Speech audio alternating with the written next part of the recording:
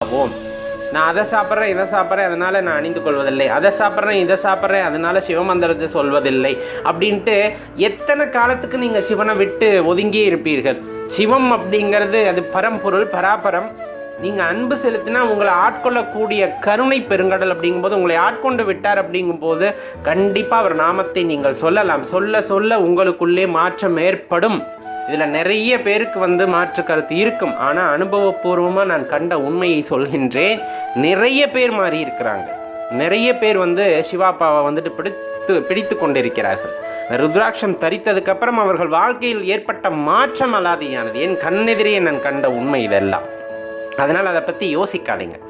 எப்போவுமே சிவபெருமான் ஆட்கொண்டு விட்டார் அப்படிங்கும்போது பார்க்கும் எல்லாம் சிவமாக தோன்றும். பார்க்கும் எல்லாம். இப்போ நான் ஒரு எலியை பார்க்குறேன், சிவமாக தோன்றும். புலியை பார்க்குறேன், சிவமாக தோன்றும். சக மனிதர்களை